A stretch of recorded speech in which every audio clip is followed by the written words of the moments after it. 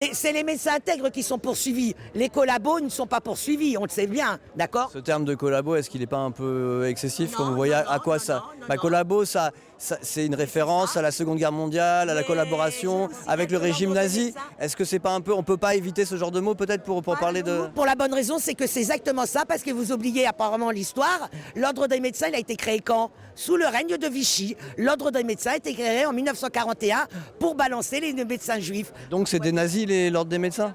Qu'est-ce que vous voulez dire? Alors, moi je suis désolé, mais quand on regarde l'histoire et qu'on regarde aujourd'hui, on vit à peu près la même chose. Autrefois, c'était les juifs qui étaient mis au banc de la société. Aujourd'hui, c'est les non-vaccinés qui sont mis en banc de la société. Les vaccins, ok, qui finissent pas les essais cliniques, ça on les injecte maintenant à des enfants de 5 ans. Il y a des myocardites apparemment qui ont explosé, des problèmes de cœur. Ok, vous pouvez regarder là, l'OMS, il y a 70 000 cas de décès liés au vaccin.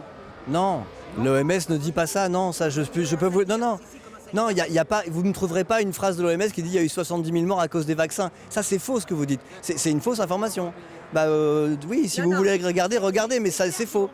Ils vont pas le dire ouvertement, mais quand on a des gens qui commencent à se poser des questions du style « Oh, mais je comprends pas que les enfants, actuellement, ils déclenchent une nouvelle leucémie ».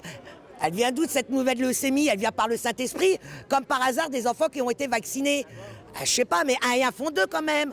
Juste, on discute, il n'y a pas de problème. J'écoute vos arguments, mais admettons. Admettons, le vaccin est un vaccin dangereux et donc il y a des problèmes. Ce vaccin, il a été inoculé à des dizaines, des centaines de millions de personnes. On est tous d'accord là-dessus? D'accord. Qu'est-ce qui vous dit que comment? Non mais ça veut dire que si jamais c'était des effets secondaires cachés, ça veut dire que le monde entier est complice pour ça. C'est-à-dire qu'en fait, c'est pas seulement la France, c'est les Américains, les Indiens, les Japonais, tout le monde est complice pour cacher ça. Alors attendez, on va écouter cette dame. Le docteur Fauci a mis en branle tous ces mensonges pour favoriser les lobbies pharmaceutiques, ce qu'on appelle Big Pharma, au détriment de la santé des gens et surtout en cachant, en occultant tous les effets secondaires. Et donc ces directives ont dépassé l'Amérique, sont venues même en France. Et d'ailleurs, monsieur Delfrécy était aussi en contact avec monsieur Fauci. Ils ont échangé des emails et tout ça, ça va ressortir. Heureusement qu'ils étaient en contact parce que c'est des gens qui étaient censés lutter contre la pandémie mondiale. Heureusement qu'ils se coordonnaient pour échanger quand même, non? Non, ils se sont... Vous voyez qu'ils travaillent chacun dans leur coin? Pas mondial. Ils se sont... mondial, hein. Oui. C'est certains pays, là où McKinsey Oui. est implanté. Comme par hasard, les pays où McKinsey n'est pas implanté, il n'y a pas eu de pandémie. Vous êtes sérieusement en train de dire qu'il y a la pandémie uniquement dans les pays où McKinsey est implanté? Bien sûr, vous n'avez pas remarqué? Dans 65 pays, monsieur McKinsey. Oui, mais enfin, la pandémie a touché... Mais la pandémie, elle a touché tous les pays du monde. Non, dans les pays où il y a la guerre, vous n'avez pas vu, il n'y a pas de pandémie chez eux. Apparemment, la pandémie n'aime pas les bombes. Parce qu'ils ont autre chose à faire, je pense, en Ukraine en ce moment que se soucier effectivement du Covid. Bon, J'étais l'invité, et je vais vous montrer mon passeport du Kremlin. J'ai été reçu par M. Poutine. J'ai fait la plus grande émission... Vous avez été reçu par M. Poutine? Oui, monsieur. Vous, personnellement? Oui, monsieur. Dans son bureau? Oui, monsieur. Et par M. Lavrov. Et je peux le prouver.